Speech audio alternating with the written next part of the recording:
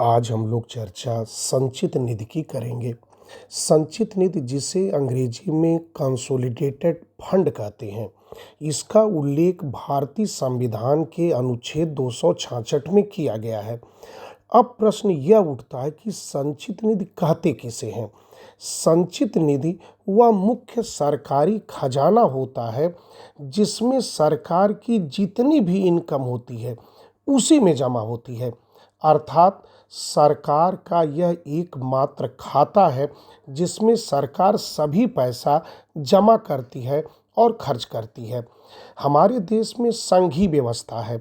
यहाँ पर एक केंद्र सरकार है और एक राज्य सरकार है। इस प्रकार हमारी संचित निधि भी दो प्रकार की होती है, एक केंद्र सरकार की संचित निधि और एक राज्य सरकार की संचित निधि। लेकिन दोनों का उल्लेख भारतीय संविधान के अनुच्छेद 266 में ही है। अब हम यह बात करते हैं कि संचित निधि ये कहाँ से, इसमें पैसा जो है आता है। तो सरकार चाहे इनकम टैक्स से, चाहे सीमा शुल्क से, चाहे जीएसटी से, चाहे कोई सरकारी फीस हो, कोई लाइसेंस शुल्क हो, या जुर्माना हो, या ऋण लिया हो, या ऋण देने के बाद जो ब्याज आया है, सब इसी में जमा होता है।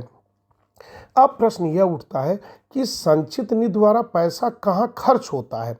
तो जितना सरकारी कर्मचारियों का वेतन होता है, जितने रक्षा खर्च होते हैं, जितनी सरकारी योजनाएं होती हैं, सब पैसा यहीं से खर्च होता है। यहाँ तक पेंशन का पैसा जो ब्याज देना होता है, यहीं से खर्च होता है।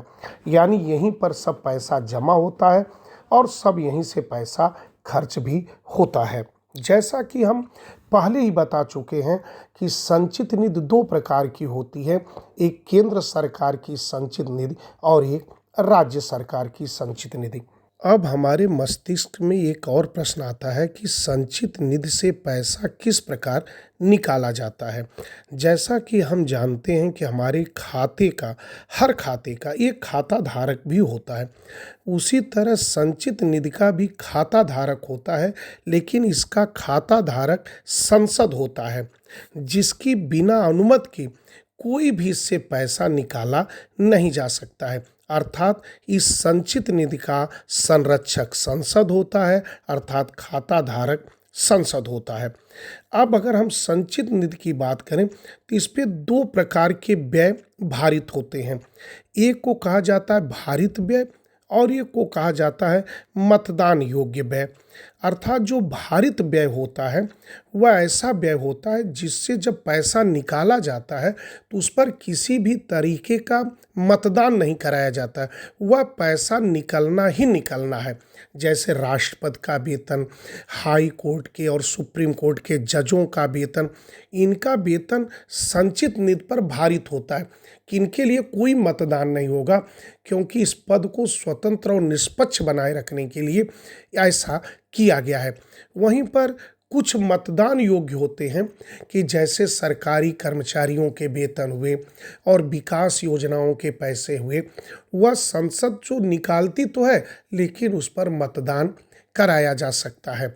इस प्रकार हम संक्षेप में कह सकते हैं कि संचित निधि भारत सरकार का मुख्य खजाना है जिसमें सभी आय और व्यय शामिल होते हैं। इसका उल्लेख भारतीय संविधान के अनुच्छेद 266 में किया गया है और इसका संरक्षक संसद होता है, अर्थात उसकी अनुमति के बिना एक भी पैसा यहाँ से निकाला नहीं जा सकता है। और संचित निधि दो प्रकार की होती है, एक केंद्र सरकार की संचित निधि और एक राज्य सरकार की संचित निधि। इसी के साथ अब हम अपनी वाणी को विराम देते हैं। बहुत बहुत धन्यवाद।